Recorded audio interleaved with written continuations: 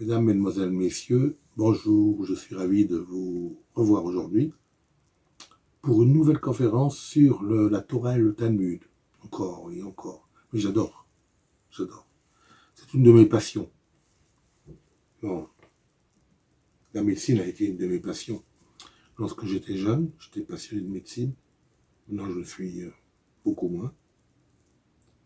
J'étais passionné d'histoire aussi. Maintenant, je suis passionné par le Talmud et la Torah et le Talmud. Je vais vous parler des ères rabbiniques. Section 4. Les Géonim. Les Géonim. Ce sont les directeurs des académies gaoniques de Soura et Pumbedita. Alors, leur période d'accomplissement des Géonim se situe entre 589 et 1038. 1038, c'est le décès de Haïgao, de Rav Haïgao. Donc, je ne veux pas vous parler, je vous en parlerai plus tard, peut-être de Haïgao.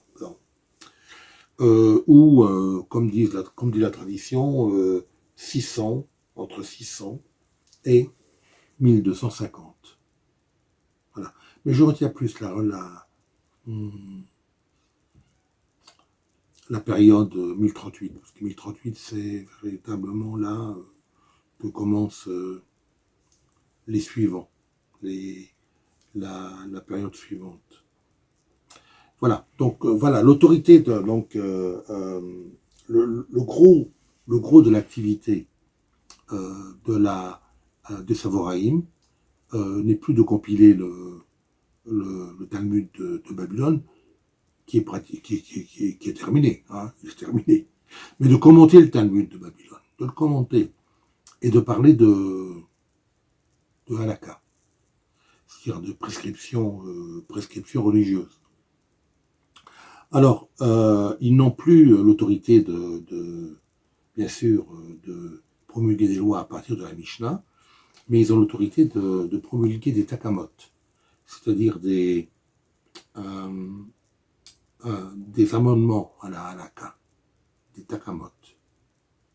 Et ils ont également le pouvoir d'éditer des responsa.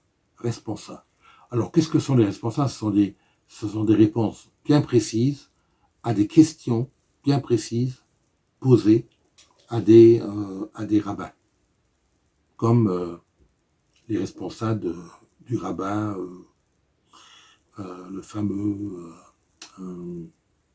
comment s'appelle-t-il celui-là, Amram Gaon, né en 810, décédé en 875, à l'âge de 65 ans, qui fut directeur de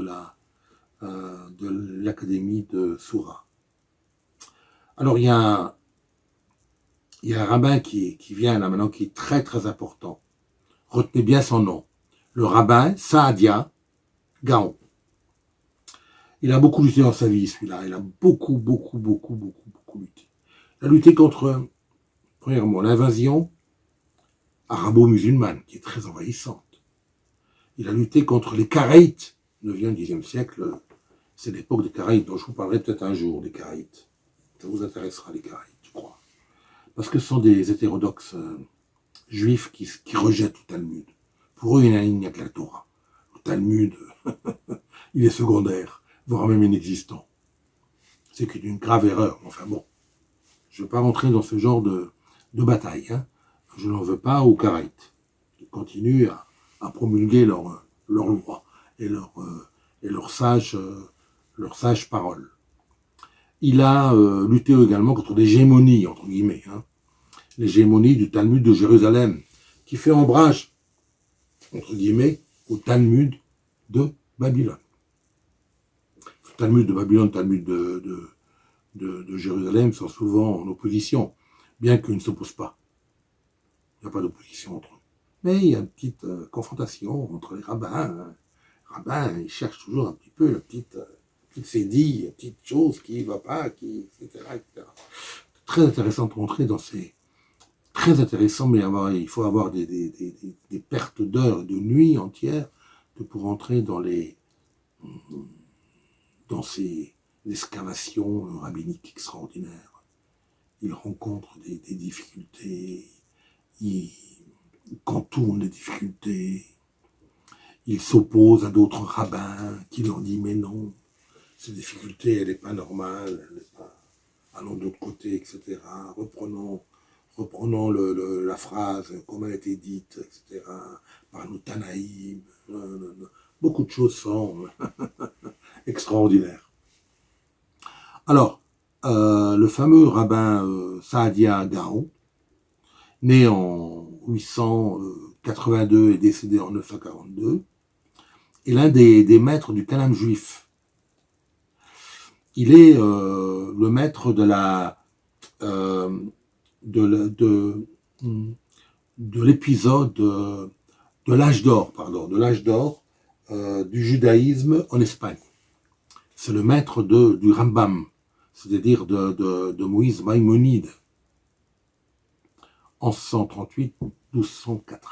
D'ailleurs, Maïmonide disait de lui, c'est mon maître, alors qu'il était très avare de compliments concernant les autres rabbins.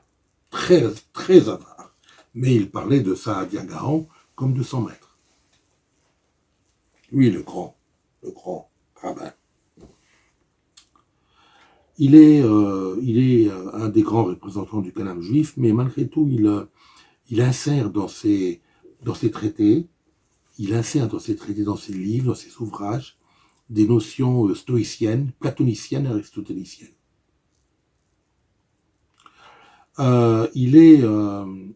Son œuvre principale, Emunot Vedeot, c'est le Emunot Vedeot. C'est un principe, c'est un livre sur les principes de la loi juive. Vedeot Emunot. Le Sidour également, il a écrit un livre sur le Sidour, qui est un livre sur les jours ouvrés, ce qu'il faut faire, ne pas faire durant les jours ouvrés. Alors le Sidour a longtemps respecté la loi qui interdisait aux rabbins de transcrire la loi orale, le Talmud, même d'autres prières orales, sur le papier.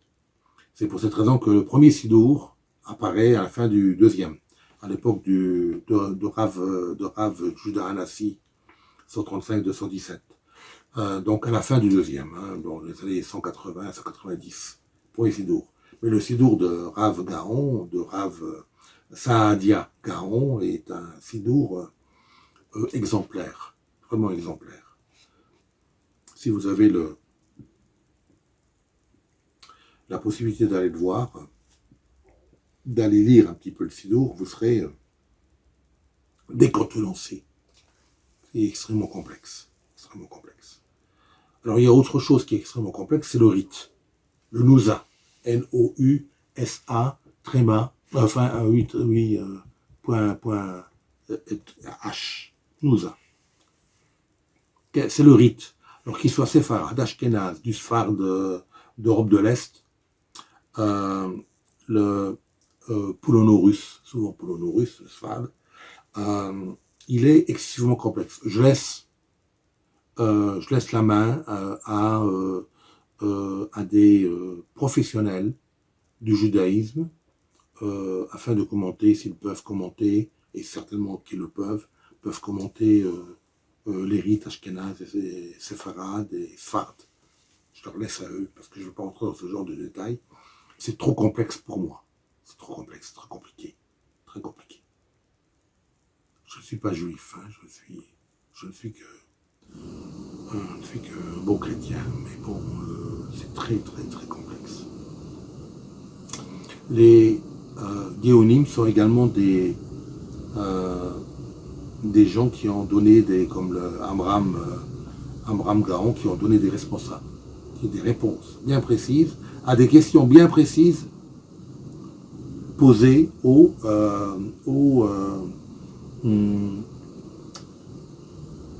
rabbins. Donc on leur pose une question bien précise et ils répondent à cette question bien précise. Voilà en ce qui concerne les Géonim. Voilà, les académies gaoniques sont très importantes. Bon, je vous en ai parlé. Elles ont été construites bien avant les Savoraïm, les Géonim, les Savoraïm, les Amoraïm, voire même à l'époque des Tanaïm. Mais elles s'appellent les académies, les yeshivot gaoniques, parce que c'est le centre de la culture juive. Le centre de la culture juive. Voilà, donc à très bientôt. J'espère que vous vous abonnerez. Hein. Voilà, ça me ferait plaisir, véritablement. À très bientôt. Merci.